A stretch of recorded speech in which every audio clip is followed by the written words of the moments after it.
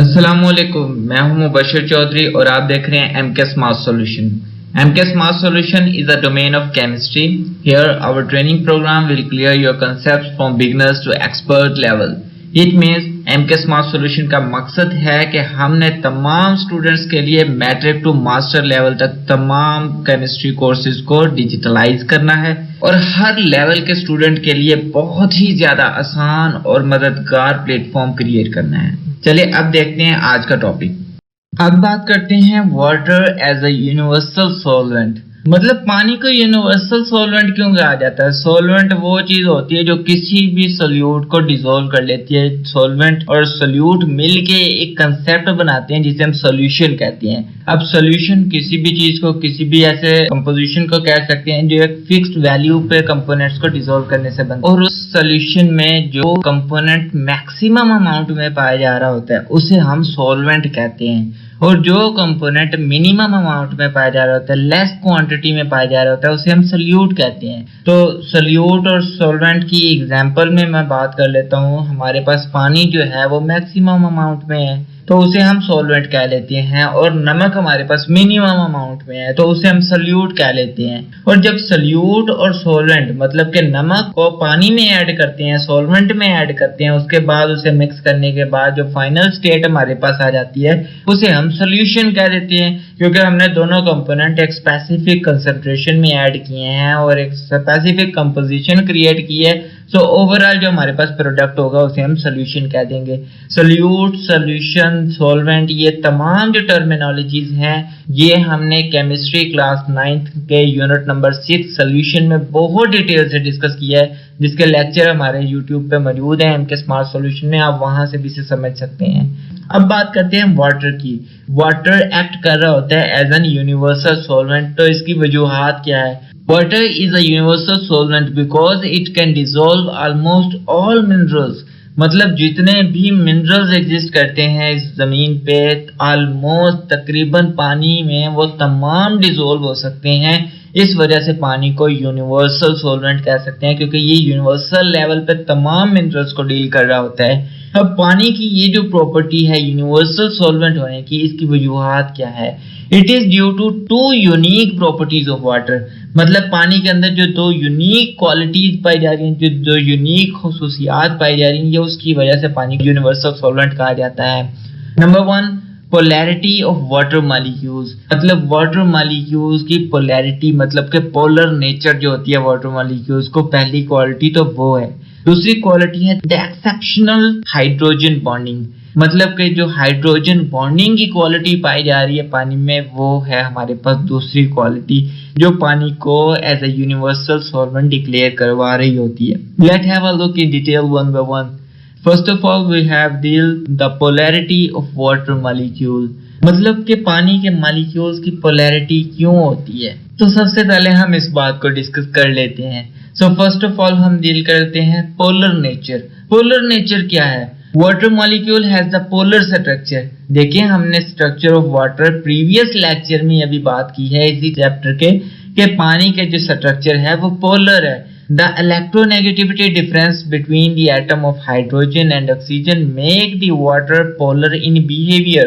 देखिए हमने इलेक्ट्रोनेगेटिविटी को बेस बना लिया और हाइड्रोजन और ऑक्सीजन जो कंपोनेंट है वो मिलके एक पानी का मॉलिक्यूल बना रहे हैं। मतलब हम ओवरऑल बात कर लेते हैं कि पानी के एक मॉलिक्यूल को H2O कहते हैं। अब H2O में 2 हाइड्रोजन है और एक ऑक्सीजन एटम है।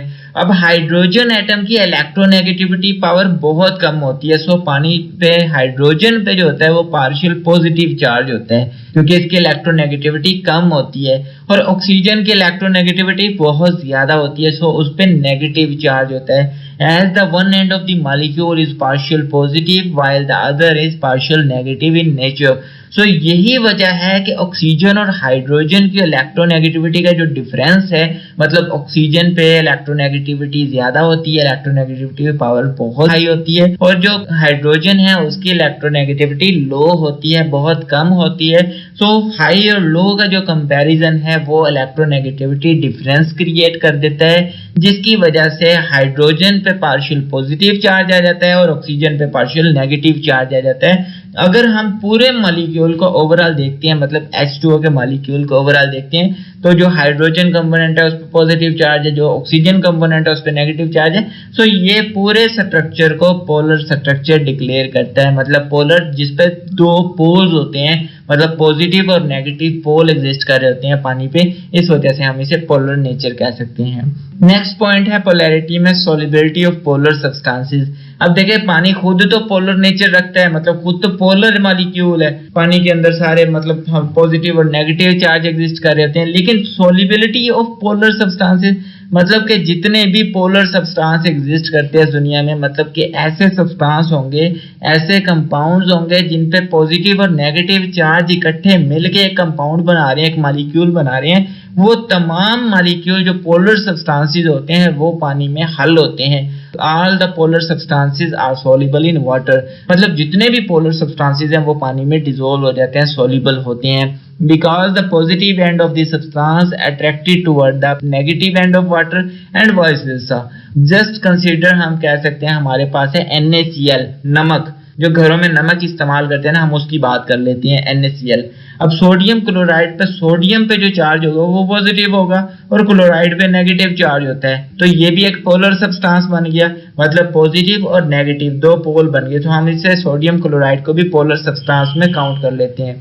और दूसरी तरफ हमारे पास है वाटर। वाटर को तो हमने बहुत ज्यादा डिटेल में डिस्कस कर लिया कि वाटर मॉलिक्यूल पोलर होते हैं। अब पोलर सब्सटेंस जो मतलब NaCl है, सोडियम क्लोराइड, उसका जो पॉजिटिव एंड है, मतलब कि सोडियम पॉजिटिव एंड है, वो मूव करेगा toward the negative end of water, मतलब कि ऑक्सीजन की तरफ, और वो एक दूसरे को अट्रैक्ट करेंगे। पॉजिटिव नेगेटिव ऑपोजिट चार्जेस एक दूसरे को अट्रैक्ट करते होते हैं, हमें तो पता है नेचर में ऐसा ही होता है। तो जब पॉजिटिव नेगेटिव चार्जेस एक दूसरे को अट्रैक्ट करेंगे तो वो ज्यादा अच्छे से एक इंटरलिंकिंग जनरेट कर लेंगे, तो इसे हम सॉल्युबल पावर कह सकते हैं। और देखें पानी के अंदर पॉजिटिव एंड भी है, मतलब हाइड्रोजन भी पाया जा रहा है। NaCl मतलब कि हमारे पोलर सब्सटेंस में क्लोराइड भी है जिसे नेगेटिव एंड कह सकते हैं। तो पानी के जो पॉजिटिव पोर्शन होगा, पॉजिटिव कंपोनेंट होंगे, वो दूसरे सब्सटेंस के नेगेटिव कंपोनेंट्स को कवर कर लेंगे, और दूसरे सब्सटेंस के जो पॉजिटिव पॉइंट्स होंगे वो पानी के नेगेटिव पॉइंट्स को, कंपोनेंट्स को कवर कर लेंगे। सो ये एक बहुत ज्यादा जबरदस्त सॉल्यूट सॉल्वेंट इंटरेक्शन जनरेट कर देगा और एक बहुत ही अच्छा एक सॉल्यूशन प्रिपेयर कर देगा। As we can say the polar solvents dissolve very effectively polar solutes. So इस पॉइंट को हम कवर कर सकते हैं, solubility of the polar substances. So ये पूरी समरी थी, पूरी एक्सप्लेनेशन थी about the polarity of water molecules. So ये अभी सिर्फ हमने एक पॉइंट कवर किया है about regarding to the universal solvent act as the water. So next बात करते हैं हम पोलैरिटी ऑफ वाटर में, हम डिस्कस करते हैं डिसोलेशन ऑफ आयनिक कंपाउंड। अभी हमने बात की थी आयनिक कंपाउंड में सोडियम क्लोराइड मतलब NaCl मतलब नमक की टेबल साल्ट को अभी हमने डिस्कस किया था एक एग्जांपल में, उसी को हम फर्दर कंटिन्यू कर लेते हैं। Water dissolve a large number of the ionic compound, मतलब पानी बहुत बड़े पैमाने पे आयनिक कंपाउंड को अपने अंदर डिसॉल्व कर लेता है। The electrostatic attraction among the ion is overcome by ion dipole forces of attraction between the ion and water molecules. So इस बात का मतलब ये है कि पानी के मॉलिक्यूल्स की जो इलेक्ट्रोस्टैटिक फोर्सेस होती हैं वो दूसरे आयनिक सब्सटेंसेस की इलेक्ट्रोस्टैटिक फोर्सेस ऑफ अट्रैक्शन को अपनी तरफ खींचती हैं और उस पे गालिब आ जाती हैं। सो उसकी वजह से वो उन्हें बहुत अच्छे से डिसोल्यूशन कर देती हैं, मतलब डिसोसिएट कर देती हैं। जैसे हम कह सकते हैं, so positive and negative ion are attracted by the water molecule and each water molecule is surrounded by the oppositely charged ions, मतलब कि एक पॉजिटिव एंड है पानी के मॉलिक्यूल का, दूसरी तरफ नेगेटिव एंड है पानी के मॉलिक्यूल का।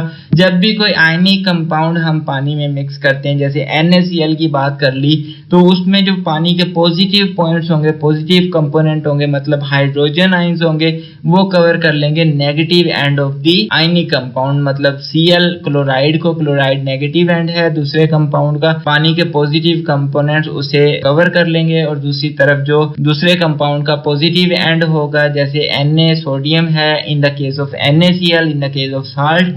सो पानी के जो नेगेटिव पॉइंट है, नेगेटिव कंपोनेंट्स है जैसे ऑक्सीजन है, वो कवर कर लेंगे toward the positive end of the other compound sodium को। सो ये एक बहुत अच्छा लॉजिक है। अगर हम साइंटिफिकली बात करें तो बहुत एक लंबा चौड़ा किस्सा बन जाता है। सादे लफ्जों में बात कर लेते हैं, हमारे पास नमक है NaCl जिसे सोडियम क्लोराइड कहते हैं, उस पे पॉजिटिव चार्ज है सोडियम पे और नेगेटिव चार्ज है क्लोराइड पे। अब सोडियम का positive charge, negative charge chloride का, ये दोनों मिलके एक कंपाउंड बनाते हैं जिसे नमक कह देते हैं। अब वो जो नमक है, क्योंकि उस पर पॉजिटिव चार्ज भी है, नेगेटिव चार्ज भी है, जब उसे पानी में ऐड कर देंगे, पानी तो ऑलरेडी पोलर है, पानी पे भी पॉजिटिव चार्ज है, नेगेटिव चार्ज है कंपोनेंट्स पे, तो पानी के जो पॉजिटिव कंपोनेंट होंगे वो आने वाले कंपाउंड के नेगेटिव कंपोनेंट्स को घेर लेंगे, और जो पानी के नेगेटिव कंपोनेंट होंगे वो आने वाले कंपाउंड के पॉजिटिव कंपोनेंट्स को घेर लेंगे, और एटलीस्ट जो दूसरा कंपाउंड होगा, आयनिक कंपाउंड जो नया ऐड किया था हमने पानी में, उसे डिसोल्यूशन कर देंगे, डिसोसिएट कर देंगे और उसे डिसोल्व कर लेंगे अपने अंदर। तो ये उस पूरे जो हमने कंसेप्ट डिस्कस किया है in the polarity of water molecule के टॉपिक में, ये उसे कवर कर लेता है कि पानी का मॉलिक्यूल जो होता है वो पोलैरिटी नेचर रखता है, पोलर नेचर रखता है, due to the positive end of hydrogen and negative end of oxygen। तो हमने इसे बहुत अच्छे से डिस्कस कर लिया। अब नेक्स्ट पॉइंट की तरफ चलते हैं, extensive property, extensive ability of hydrogen bonding. मतलब पानी जो है वो हाइड्रोजन बॉन्डिंग भी रिप्रेजेंट करता है। अब हाइड्रोजन बॉन्डिंग का जो टॉपिक है या ये जो प्रॉपर्टी है, इसे बहुत डिटेल से हमने डिस्कस किया है chemistry class 9 unit number 4 structure of a molecule में। हाइड्रोजन बॉन्डिंग एक इलेक्ट्रोस्टैटिक फोर्स ऑफ अट्रैक्शन होती है जिसे हम इंटरमॉलिक्यूलर फोर्सेस भी कहते हैं। जो क्या होता है कि हाइड्रोजन मतलब पार्शियल पॉजिटिव एलिमेंट जो होता है वो हाईली इलेक्ट्रोनेगेटिव एलिमेंट जैसे ऑक्सीजन, नाइट्रोजन, फ्लोरीन होते हैं, इनके दरमियान जो electrostatic force of attraction generate हो जाती है और एक एडिशनल स्ट्रक्चर जनरेट हो जाता है, उसे हम हाइड्रोजन बॉन्डिंग कहते हैं। सो ओवरऑल दिमाग में रखिएगा, हाइड्रोजन बॉन्डिंग जो होती है ये एक इंटरमॉलिक्यूलर फोर्सेस है। इंटरमॉलिक्यूलर फोर्स क्या होती है, एक मॉलिक्यूल है A और दूसरा मॉलिक्यूल है B, अब दोनों पोलर हैं। अब A मॉलिक्यूल का नेगेटिव एंड मतलब कि ऑक्सीजन, B मॉलिक्यूल का पॉजिटिव एंड मतलब हाइड्रोजन, ये दोनों एक दूसरे को जब अट्रैक्ट करेंगे ना, एक वीक फोर्स टाइप की कोई ऐसी शील्ड होगी, ये जब इनके दरमियान जनरेट हो जाएगी उसे हम हाइड्रोजन बॉन्डिंग कह देंगे। हाइड्रोजन बॉन्डिंग का मेजर जो पर्पस है वो weak electrostatic force of attraction को जनरेट करना है between the less electronegative ions toward the high electronegative ions, जिसमें हमने बात कर ली ऑक्सीजन, फ्लोरीन और नाइट्रोजन के कंपोनेंट्स के दरमियान। अब हम डिस्कस करते हैं रिगार्डिंग टू द वाटर। तो water molecule consist of the oxygen and hydrogen atom.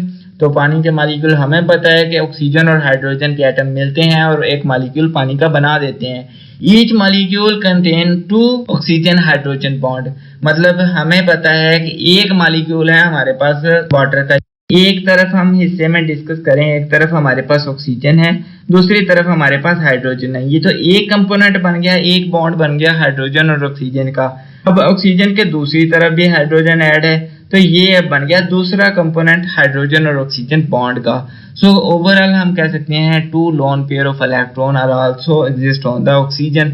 सो हम देख रहे हैं कि ऑक्सीजन जो है वो 2 बॉन्ड जनरेट कर रहा है, एक पहले हाइड्रोजन एटम के साथ, एक दूसरे हाइड्रोजन के एटम के साथ, और उसके अलावा भी ऑक्सीजन पे 2 एडिशनल लोन पेयर एग्जिस्ट कर रहे होते हैं।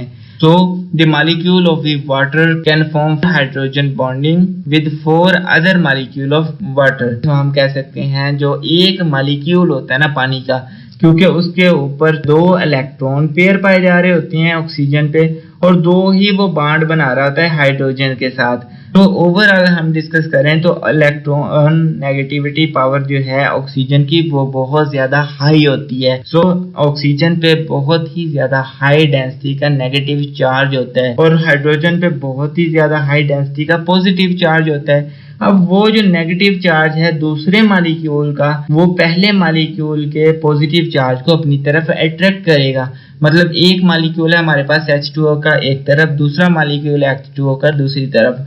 अब पहले मॉलिक्यूल का जो ऑक्सीजन होगा मतलब नेगेटिव चार्ज होगा वो दूसरे मॉलिक्यूल के पॉजिटिव चार्ज को अपनी तरफ अट्रैक्ट करेगा, और दूसरे मॉलिक्यूल का जो पॉजिटिव चार्ज होगा वो पहले मॉलिक्यूल के नेगेटिव चार्ज को अपनी तरफ अट्रैक्ट करेगा।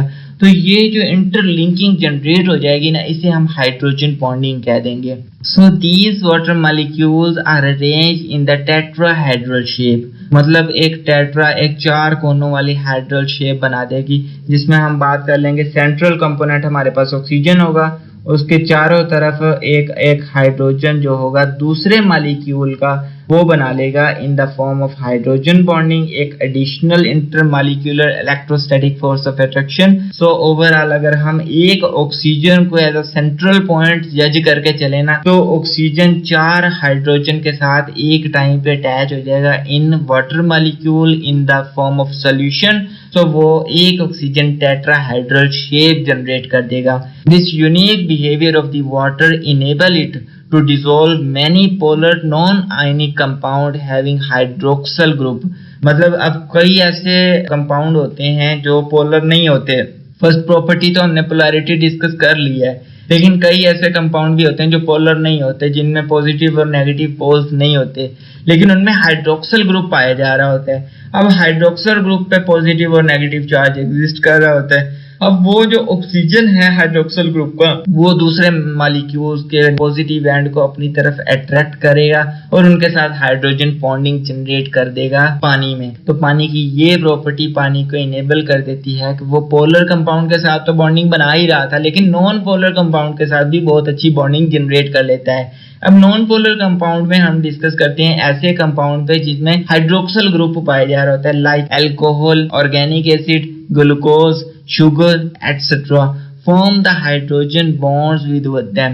मतलब कि इन तमाम के पास हाइड्रोक्सल ग्रुप पाए जा रहे हैं और हाइड्रोक्सल ग्रुप के पास ये काबिलियत होती है, ये एबिलिटी है कि वो हाइड्रोजन बॉन्डिंग जनरेट करता है। सो अल्कोहल में भी हाइड्रोक्सल ग्रुप है, ऑर्गेनिक एसिड जो होती हैं हमें पता है कि उनमें भी हाइड्रोक्सल ग्रुप पाया जा रहा है, क्योंकि हमने अभी हाइड्रोकार्बन्स में बहुत ज्यादा डिटेल से इन तमाम कंपोनेंट्स को डिस्कस किया है, अल्कोहल को, ऑर्गेनिक एसिड्स को, ग्लूकोज को, शुगर को, ये सब चीजें हम डिस्कस कर चुके हैं। लेकिन यहाँ पे हम सिर्फ हाइड्रोजन बॉन्डिंग के रिलेटेड बात करेंगे, तो इन तमाम कंपाउंड्स में हाइड्रोजन बॉन्डिंग एग्जिस्ट करती है।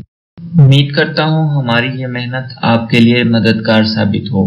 प्लीज हमारे चैनल को सब्सक्राइब, लाइक, शेयर जरूर करें, और अगर आप इस तमाम कोर्स को एक ऑर्गेनाइज्ड वे में स्टडी करना चाहते हैं तो आप हमारी वेबसाइट mksmathsolution.blogspot.com, जिसका लिंक डिस्क्रिप्शन में मौजूद है, उसे विजिट करें।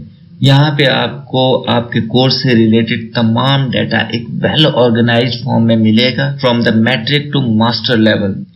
Thanks to watch. If you have any query, you can find me in comment box, or you can also contact me on WhatsApp. Khuda Hafiz.